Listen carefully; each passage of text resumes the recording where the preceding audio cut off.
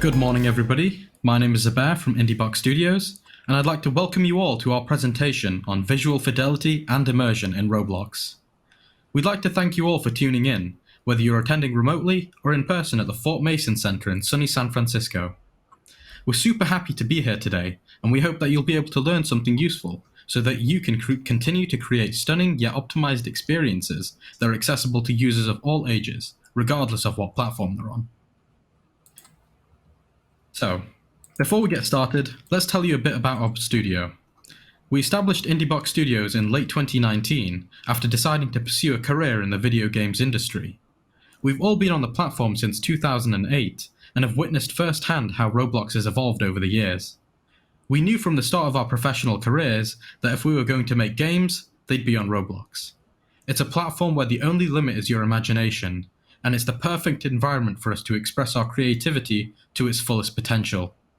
Now, let me tell you a little bit about myself. As you already know, my name is Zubair, and I go by the name of Street Rider on Roblox.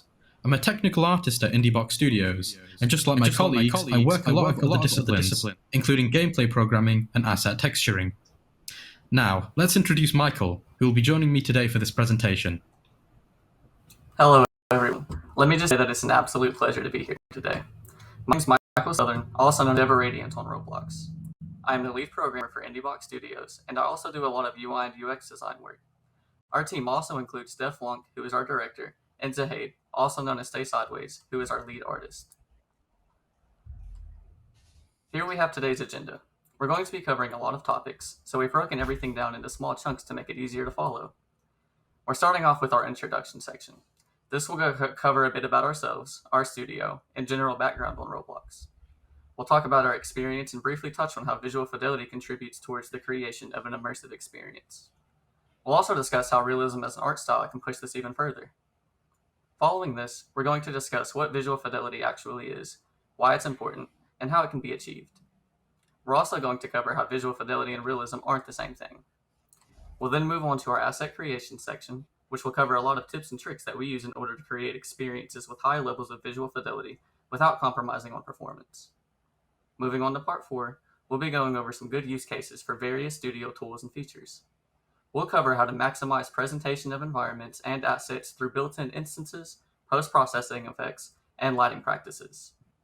We'll then conclude the presentation by wrapping up all of the topics covered with key takeaway points. We'll also drop some links to reference material used, as well as some links to our social media profiles, just in case anyone wants to get in touch. After the presentation, we're going to run a brief Q&A for anyone who has any questions. We'll try our best to provide concise responses, and for more in-depth questions, we recommend hitting us up on Twitter, where we'd happily give you a more in-depth response. So, let's get started. We are the developers of Tank Warfare on Roblox. This experience was our first successful release and served as the foundation for our studio. We acquired an astonishing amount of knowledge while working on this title, and established optimized workflows that were essential for us to produce a performant project with high levels of visual fidelity, all in a timely fashion.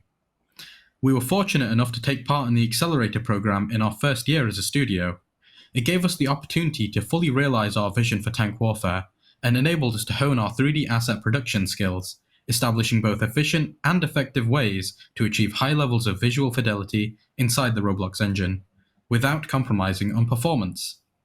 We also managed to pick up 2 Bloxy Awards this year, one notably being for the best use of tech. That's enough about us, so let's get down to business. What is an immersive experience? An immersive experience is that which captivates the user. It consumes them. It tells a story just from the environment and the way the environment is laid out. Fidelity is not just what you can see, but also what you can infer. A lot of experiences on Roblox provide insufficient attention to detail. This ultimately is a hindrance, preventing many experiences from realizing their true potential. This can be quite jarring for players, making it very easy for their immersion to be broken, allowing them to remember that they are in fact just playing a game, not continuing an experience. Immersion is not always broken through the environment. It can also be broken through a lack of consistency. Art style, sounds, and proper pre-planning are just a handful of things that need to remain consistent for an experience to capture a user's attention and keep them satisfied. An immersive experience also has well thought out framing. Framing is a critical part of creating an immersive experience. If you want to attract a player to an object within the environment, ensure that the view is unobstructed. Players should be made aware of and understand their boundaries within the experience, without utilizing large indicators throughout. This furthermore hinders gameplay. A well-designed experience will not require this level of hand-holding. We can use external software to supplement Roblox's existing tools to easily take an experience to the next level. Now, that's not to say that the built-in Roblox tools are not sufficient or extensive.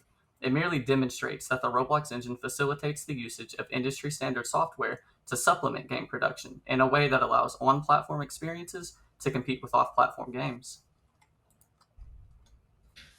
Now, we're going to talk a little bit about realism as an art style. The art style we chose for Tank Warfare is realism. When choosing realism as your art style, you're attempting to recreate life itself, but virtually. Experiences with this art style tend to share many traits. High-resolution photorealistic textures are an excellent way of identifying an experience that has been produced with realism in mind. In many ways, it's as if you're creating a bridge between the real and the virtual world. It becomes very easy to break the user's immersion when attempting a realistic art style, if the execution isn't proper.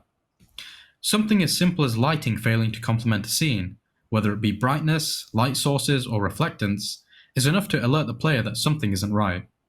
Experiences themselves are a way to distract the player from real life. Their goal is to provide an escape. Players will always be able to find the seams. The objective is to keep them as hidden as possible.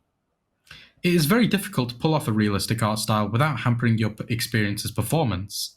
Compromises have to be made, and it can be very difficult figuring out which visual elements to prioritize in order to keep the player engaged. You don't want to overdo it and damage the accessibility of your experience for users on low specification devices. An art style is a set of guidelines for developers to follow when establishing the visuals of an experience. The main goal is to maintain consistency above everything else. Without establishing an art style, the art produced for a project will lack consistency and struggle to mesh together. Once an art style is established, developers will find that they can have multiple artists work on many different visual aspects of a project, yet the content produced will make sense and fit together when implemented next to each other. There are many forms of art styles that a developer can choose from when establishing the art direction for their game. A handful of very common types include realism, low poly, ink/painted, cartoon, and pixel. We believe that art styles should be viewed as a spectrum. You can hybrid two or more art styles together in order to create some really unique looking aesthetic experiences. It's really great for giving your project its own identity, and it's important to remember that regardless of which art style you choose, you must stay consistent in order to achieve a truly seamless experience.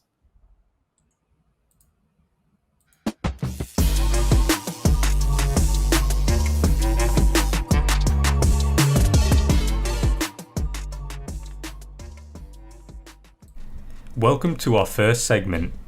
My name is Zahaib. I'm the lead artist at IndieBox Studios. In this section, we will be covering visual fidelity in Roblox, the importance of visual fidelity, how it can be achieved, and why visual fidelity and realism are not the same thing.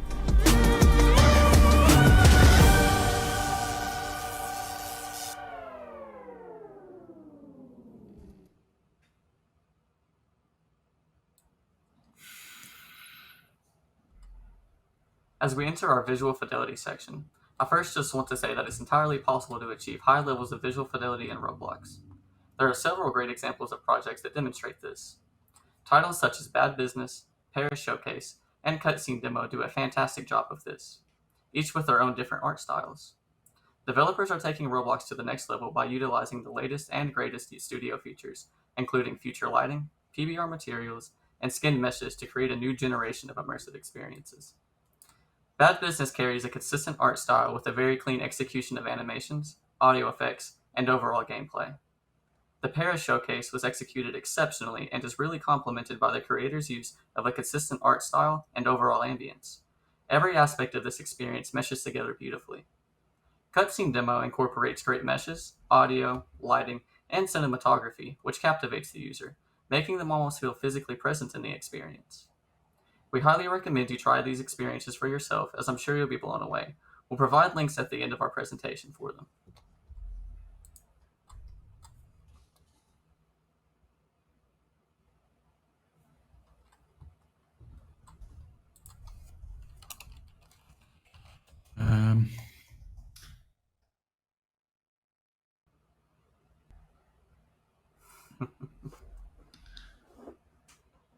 So, why is visual fidelity important? What's the point in allocating your precious time and energy into the production of a high-quality experience? Visually appealing experiences will inevitably be more successful. Increased player counts, higher player retention, and increased revenue streams are just a few of the benefits of creating a high-quality experience.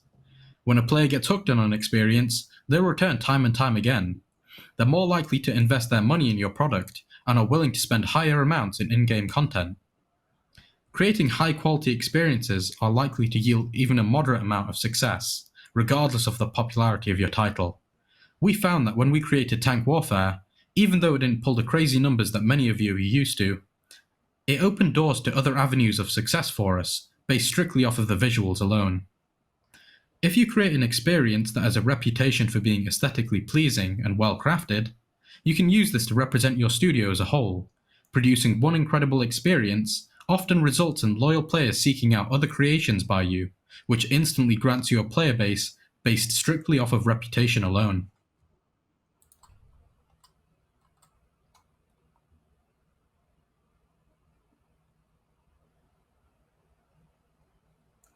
Tying back to consistency, there are many things that contribute towards a game's level of visual fidelity.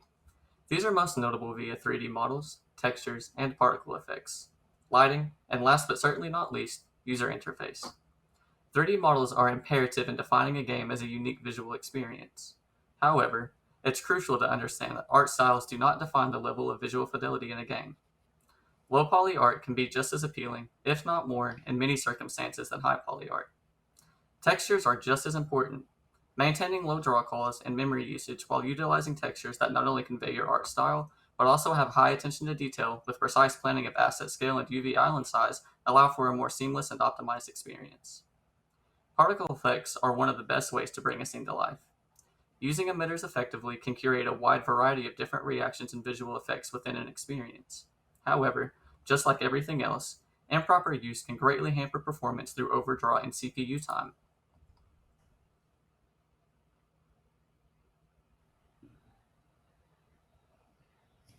Without lighting, your experience will be dull. Putting more attention into highlighting areas of focus within your environment can make a world of difference. Creating a beautiful environment and falling flat in the lighting department is just as bad as excluding the detail to begin with. Good lighting can bring to life even the most simplistic of environments. Although user interface may be a 2D aspect and may not seem like a concern, it is just as important as the aforementioned aspects. UI is one of the most interactive parts of your experience, and as such, detail here will matter the most outside of gameplay. Whether the player is managing their inventory, changing their settings, or just trying to view in-game stats, the UI needs to synergize with the style of the game. Visual fidelity is a combination of things meshing together in harmony, which is why it's important to maintain consistency throughout every aspect of development. Before we continue, we'd like to make it clear that realism does not equate to visual fidelity. Stylized games often feature some of the highest levels of visual fidelity, but are often overlooked due to the common misconception that visual fidelity increases linearly with the level of realism that the art in a project has. Visual fidelity expands way beyond 3D art and texturing, and includes UI art direction and so much more, to ensure that the entire experience meshes together seamlessly.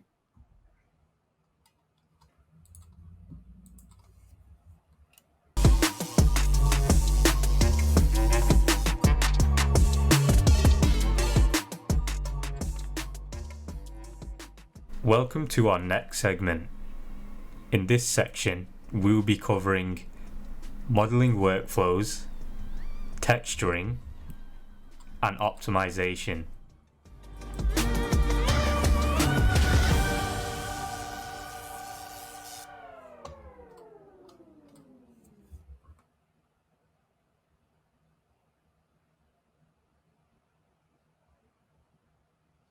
When creating assets, it's crucial to ensure that you're using applications that you are proficient in. Some factors to consider when choosing software is how much community support there is available, is there major plugin support for it, and what is the cost? we currently utilize industry standard software such as Substance Painter, 3ds Max, and Photoshop. It is important to note, however, that there are free alternatives available like Blender and Paint.net. We can confidently produce assets to the same level of quality in these softwares. Now, I'm going to run you through our 3D art workflow. When beginning your asset creation process, first set aside the scale, blueprints, and references prior to continuing on to any modeling work. Once you have a set direction, it's best to complete a block out with basic primitive shapes, as this is especially important for environments. You can also emulate high levels of detail by generating a normal map with a high to low poly texture bake. For this, you will need two variants of a model: the low poly, which is intended to be used in experience, and the high poly, which contains the additional detail needed to be baked down onto the surface of the low poly asset. This will generate a normal map alongside a few additional maps, which later can be used in the texturing stage. Texel density is also considered for every 3D model. An upscale of 200 to 300% for the UV islands will ensure that the textures display correctly, with the correct resolution on all areas of your model. For some complex objects, we usually start with the Turbo Smooth modifier, also known as the Subdivision Surface modifier in Blender, and optimize it later on. Establishing the curvature of the model is important before making any finer details. However, this workflow isn't perfect, and with all workflows, it has its advantages and disadvantages. Some advantages to this workflow are that you can use the normal maps within the game engine for a major graphical improvement. And you can also utilize the normal map for renders, which can further enhance the final look. However, the disadvantages are that this workflow can be time-consuming and will inevitably drive the production time of your assets up. And if you run into any issues at the baking process, it can be a hassle to fix. A common overlooked step to asset creation is the quality assurance check. We tend to check for smoothing groups and any texture bleeding before we bring anything into the Roblox engine. We also use plugins within the 3D software to reduce production times. For instance, a batch exporter, which might not come standard in all 3D modeling applications, is a great example. Another great plugin for Blender is the UV Packmaster add-on, which is great for maximizing packing resolution during the unwrapping stage. When our process has been completed, we can finally save the model out and bring it into Studio. When creating textures for your assets, one thing to keep in mind is your environmental lighting. For many years, up until Surface Appearance was released, we used baked lighting in our textures. Baked lighting involves taking the highlights along with the shading and overlaying it onto the texture. This enables you to display both depth and reflectance on your assets. Surface Appearance is a successor to this method. It allows for the implementation of physically based rendering maps on Roblox. The primary difference between Surface Appearance and baked lighting is that Surface Appearance will react dynamically to the lighting changes in your environments, whereas baked lighting will not. In Tank Warfare, we took advantage of both baked lighting and Surface Appearance, as we were able to find ample use cases for both. The transparency mode on Surface Appearance nullifies Z-fighting issues that occur on transparent decals and textures. This is an issue that has plagued Roblox experiences for over a decade. There are many pros and cons to consider when utilizing baked lighting and Surface Appearance. They are not mutually exclusive, and it's a good practice to use each where appropriate. As aforementioned, baked lighting can often look odd in a dynamically lit environment. You also have to keep in mind, however, that Surface Appearance can utilize up to 4 textures as opposed to the single texture required for baked lighting. This grossly increases the number of draw calls and memory usage, in turn inhibiting performance if used excessively. A Surface Appearance instance does not allow for the changing of its texture maps during runtime. However, you are able to pre-assemble multiple instances to swap between if you desire to alter the texture set on an object.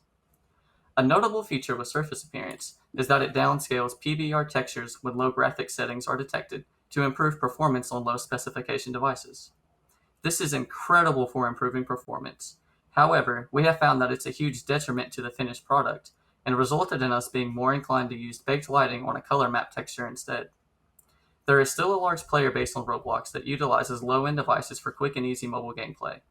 This results in a large portion of your player base viewing your PBR-ready color map without the additional normal, roughness, and metalness maps, which can compromise on overall quality at times. A crucial part of asset production is ensuring that all of your assets are performant. Creating an experience with high levels of visual fidelity with no consideration for optimization will often result in your final product being viewed by no one. It's important to get rid of any excess edge loops and vertices. Since we're baking from a high poly model, we don't need the extra geometry. Sometimes compromises also have to be made in-engine. An example of this is using beams for tank treads instead of physical geometry, which does reduce the overall aesthetic, but drastically improves the performance. Finding the right balance is always important. As for textures, we utilize one texture set for the vehicles, which is why it's important to fill all of the space on the UV channel. Good texel density also plays a major role here. If you're aiming for mobile support, this is especially important. We utilize lower texture resolutions for our mounted weapons, and higher texture resolutions for the vehicles themselves. This is due to the fact that the player always views their vehicle from a distance, and never sees a close-up of the attached weaponry.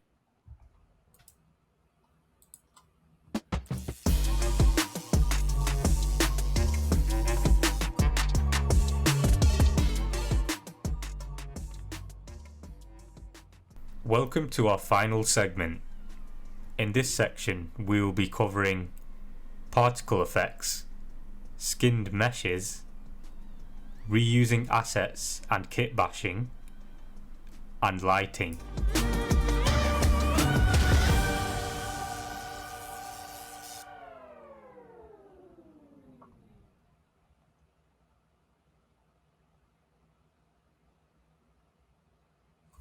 Particle effects are incredibly helpful in enhancing the visual fidelity within your experience.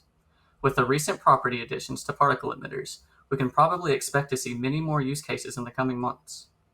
Particle effects add an additional dynamic element to the scene, which can bring to life even the most static environment.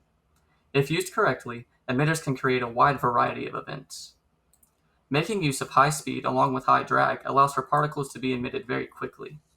This is especially useful for impact and explosion effects.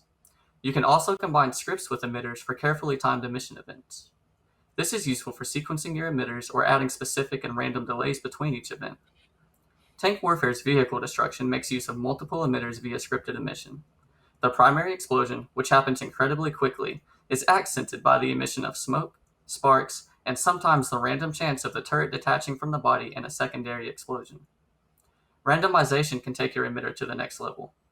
Particle emitters come with a whole host of properties that support ranges. This means that every particle will have its own randomized parameters within those ranges. This is important because you can only have a single texture emitted, and by default, they maintain the same scale and rotation. By introducing ranges to the effect you are trying to make, you will be able to create a visual that looks unique every time it's used. Skinned meshes are a recent addition to the Roblox tool ecosystem. While they are primarily used for characters, they have a huge number of different use cases. At its core, skinned meshes deform an object at runtime, either manually or through pre-keyed animations. The deforming parts of the object are controlled by artist-defined bones with vertex weighting. Skinned meshes can be used for animating otherwise static objects such as grass and interactable elements such as switches and doors. It can even be used to make entire cutscenes if done right. However, another rather unique use case is for the playback of a physics simulation. As you can see in the GIF above, we have baked out the physics simulation into keyframes and then imported them into Roblox. If you've ever wanted a large amount of items to interact with each other, there's no need to do it at runtime if you don't anticipate the player will need to directly influence the objects. It should be noted that for optimization's sake, the number of bones should be kept to a minimum when possible. Now, I'm going to pass you off to Dev Flonk, who has a brief 5-minute demonstration on skinned meshes.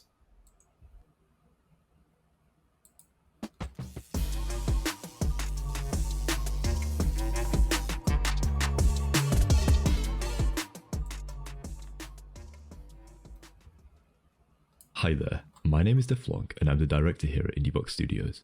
Here we have a little demonstration for you on how to create a baked destruction animation on an object without using real-time physics in-engine. This method is great for developers who want more control over the destruction of an object versus the randomness of a real-time physics simulation. It's also great because there are no physics collisions being calculated at runtime, as everything is being played back from a pre-generated animation. It is worth noting that there are a handful of disadvantages, notably the fact that it can be timely to create and implement, as you have to create, export, and import every single animation for each object you use this for. They are also not adaptable for dynamic environments. As such, you will need to generate multiple animations for a single mesh, and play a random one in order to create the illusion that an object's destruction is dynamic. Additionally, as the mesh deforms without making any collision changes, parts of the mesh will not be collidable, meaning they can't be interacted with by the player, and it will not interact with your in-game environment. They are a great way to have grand destruction in-game, and can be especially useful for cutscenes and background animations in areas where the player cannot get to, i.e. a crumbling skyscraper on the horizon. Whether you use baked animations or dynamic physics simulation, it's down to you, the developer, to decide which one is more appropriate for each scenario in your experience. Now let's get into it. The software we are using today is Blender and Roblox Studio. The plugin we are using to bake the animation is called Physics to Bones version 1.01. We will provide a link for this at the end of our presentation. First, we need an object to destroy. For this demonstration, I've prepared a rock preemptively so that we can jump right into it. As you can see, we have our object in our Blender scene. It's worth noting that you do not need to use a rock, as you can apply this method to a lot of different objects, both organic and man-made. Now we're going to add a plane, which will act as the ground for our physics simulation. We're scaling this up to 100 and moving the plane down below the object. Taking our rock model, we're going to use the built-in self-fracture tool, which comes pre-packaged with Blender. We will change the source limit to 10 and the recursive shatter limit to 4. This essentially controls the amount of parts the object will be split into. The self-fracture is very useful for rocks, but will not be appropriate for objects such as buildings, as there is more complexity to a building, regarding where it breaks and how it falls apart. Once we have applied this quick effect, we can select the original object and delete it, as we no longer need it. Select all of the objects and head over to the Physics tab. Select the Rigid Body button and change the shape of the mesh. Under the Sensitivity section, change the margin to 0 and then change the mass to 5 kilograms. Changing the shape to mesh will make the overall collisions more accurate for each individual object. Changing the margin to 0 reduces the amount of area around the object that will be considered during the collision simulation.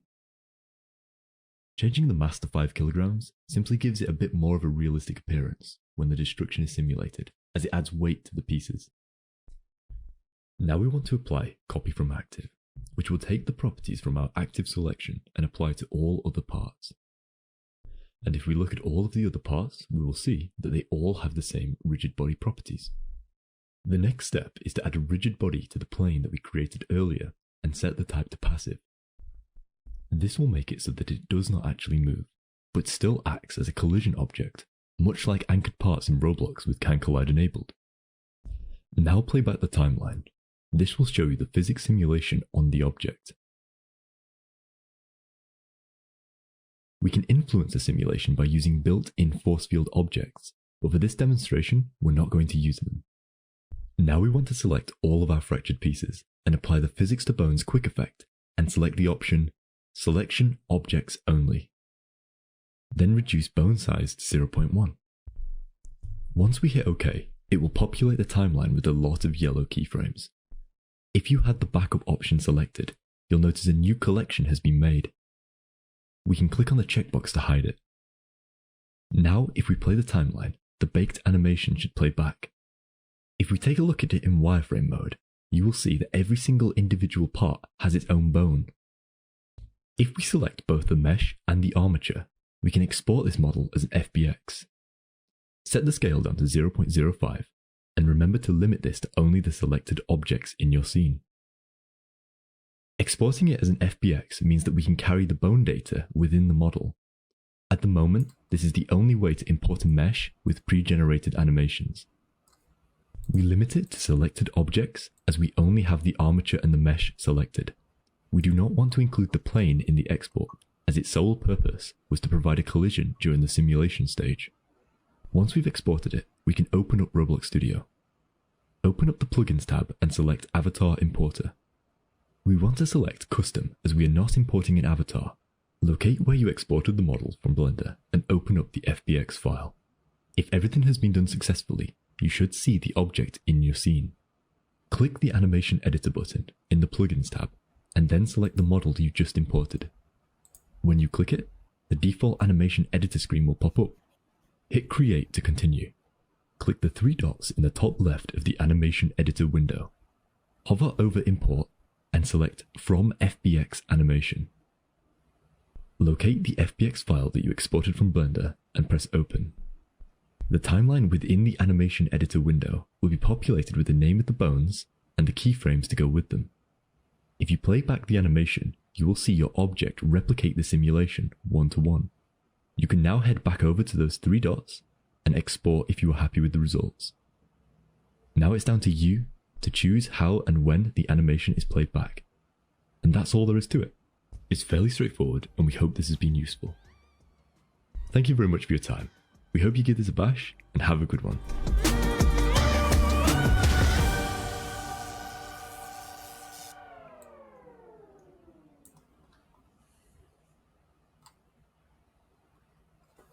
Good stuff. Alrighty.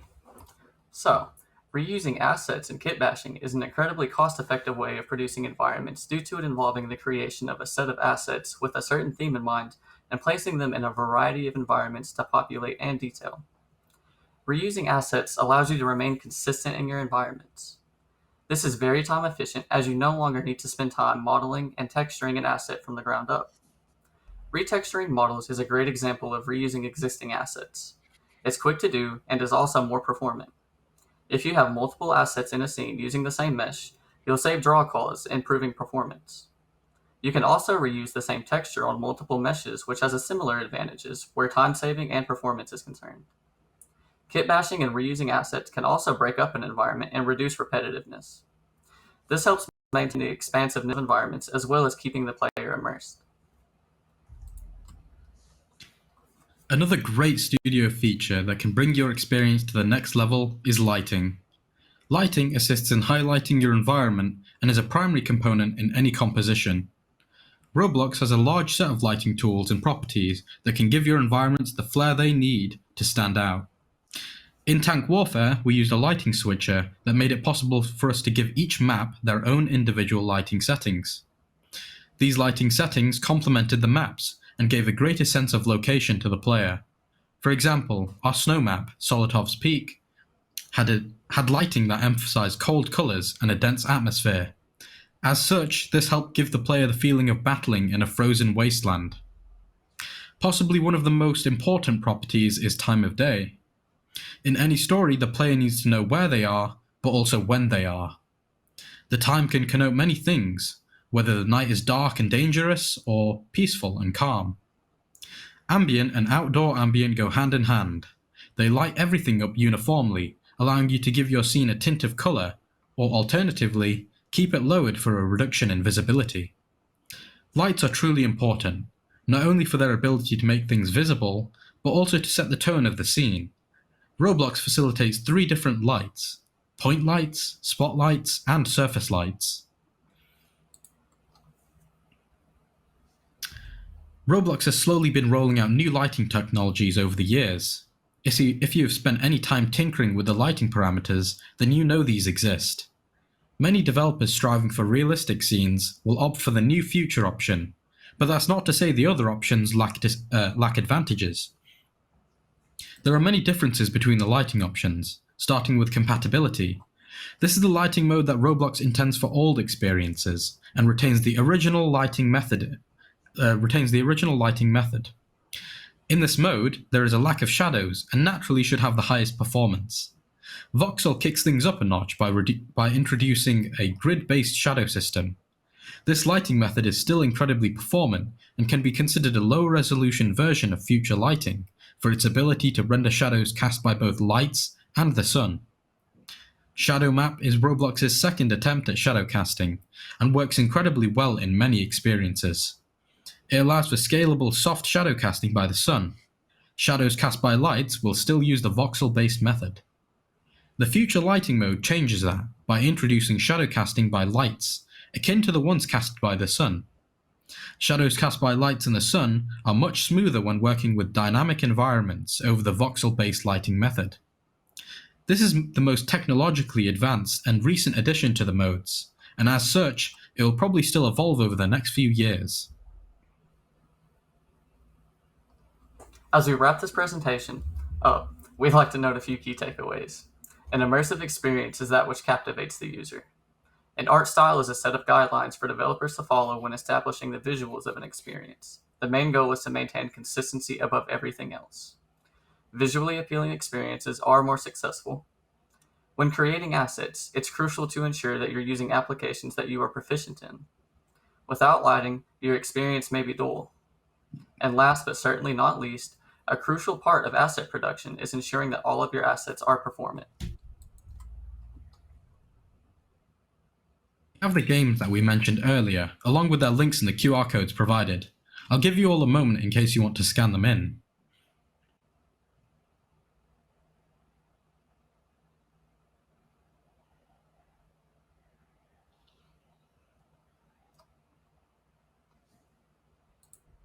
If you need to get in touch with us, whether it's to ask questions or anything else, we provided our social medias for your convenience.